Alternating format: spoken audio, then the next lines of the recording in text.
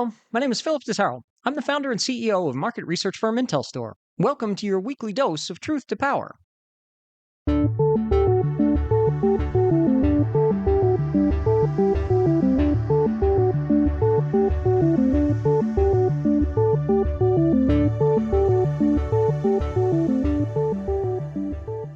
Truth to Power examines data driven insights for the energy sector with a focus on renewables. On this special episode, I'm going to talk through IntelStor's forecast for the global onshore wind energy sector from our latest research note, which was published this week. As part of our ongoing efforts to provide total energy market transparency, we have developed a new forecast for onshore wind energy. But before I dive in, let me first share a bit about our research methodology. Global energy market analysis requires obtaining data from multiple sources, including governments and energy ministries, as well as non governmental agencies. IntelStor tracks capacity installed, power generated by fuel type, public investments in various technologies by fuel type, as well as feed-in tariffs. Now, any data obtained from public sources has been verified by IntelStor through a rigorous process of data validation. This includes using satellite imagery to confirm the installation of the power generation facility and confirmation of the size, output, the OEM equipment in use, identification of the project developer, the asset owner, as well as commercially important data such as the capital cost to construct the project, the power purchase agreement price at which the power is sold, and the maintenance cost. This forecast was developed by looking at the actual pipeline of projects under development. This differs from a lot of other companies that only look at either economic-based forecasts or some other methodology. The expected online date of new facilities is reflected in the time horizon we're sharing. This results in a more accurate picture of expected power generation capacity compared to those economic-based growth models. We've got a verifiable accuracy for IntelStor forecasts that's within plus or minus 10% of the actual reported data when we go and look back historically. Now, to onshore wind. By 2030, the onshore wind energy market should see a total of more than 1.74 terawatts of installed capacity, with the Asia-Pacific region alone installing almost 1.1 terawatts of that capacity. While the Asia-Pacific region will obviously continue to be led by China, many Asia-Pacific countries have an opportunity to benefit from the regional supply chain that was developed there. Vietnam, Australia, the Philippines, and Thailand are all poised to continue to see growth at an impressive rate. Japan has already begun to undertake some significant repowering activity for many of their legacy Mitsubishi wind turbines that were installed there more than 20 years ago. Other Asia-Pacific countries, such as Laos and Indonesia, will also contribute to regional growth, but many countries with good wind resource availability do not have adequate transmission infrastructure to fully exploit their potential. Europe will retain its place as the most complete region for onshore wind energy, with many Western European countries looking to repower an aging fleet. What I mean by most complete is that virtually every country within Europe, Eastern Europe, Western Europe, EU member country or not, almost every country's got at least one utility scale wind turbine installed there. Germany, Spain, Portugal, Denmark, and the UK will lead the charge for repowering and overall market growth in the European region.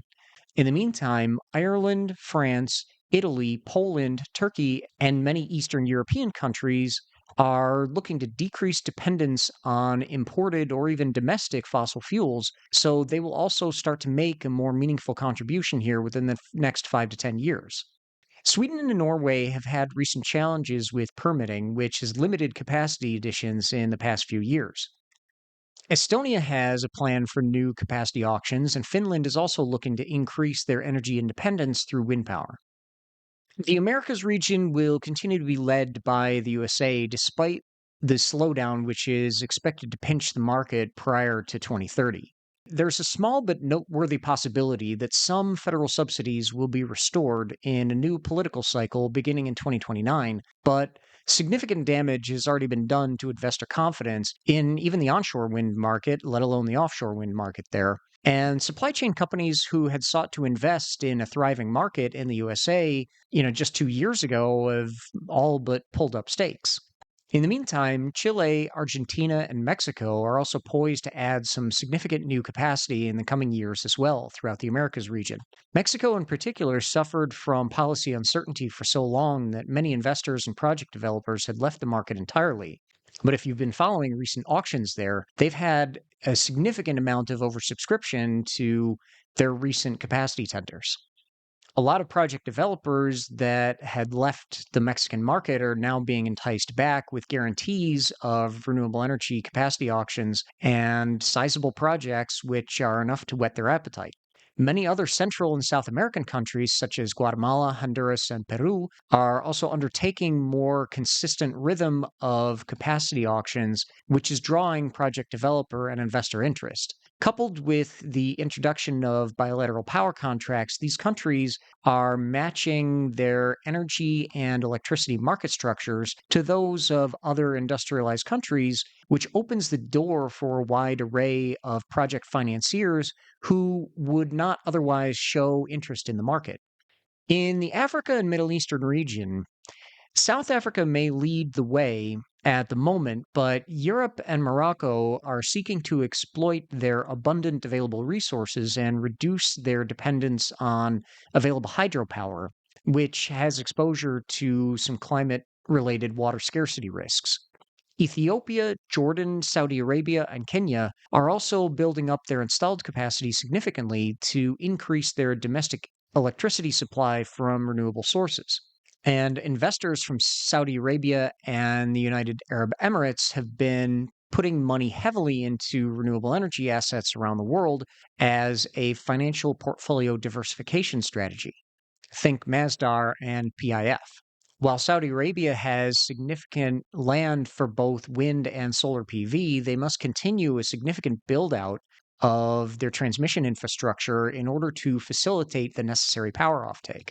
Given the current circumstances, the Saudis believe that now more than ever, the diversity away from fossil fuels is imperative to their long term success in the global energy sector. And in the meantime, the UAE has some installed capacity of wind energy, but they prefer to support the wind sector through project investment vehicles, which allow them to reap returns in markets with more optimal wind resources. Thank you for joining me this week. I'm Philip Totaro, and this has been your weekly dose of truth to power. Follow us on IntelStor's YouTube channel as well as your favorite audio platforms, and visit www.intelstore.com to join more than 250,000 subscribers to our Renewable Energy Data Solutions. A new research note with the latest analysis from IntelStor is out this week. In it, we take a deep dive into the forecast for the onshore wind energy market. IntelStor subscribers can access it online now, so register today. And tickets are on sale now for the next Wind Summit event in Houston, Texas on the 3rd to 4th of November, 2026. Visit www.windsummit.org and join hundreds of your industry colleagues to discuss all the latest trends in O&M. We've got speakers and panelists lined up from companies like NextEra, EDPR, EDF, Pattern Energy, ExxonMobil, WEG, and more. So don't miss out. Register today. We hope to see you there.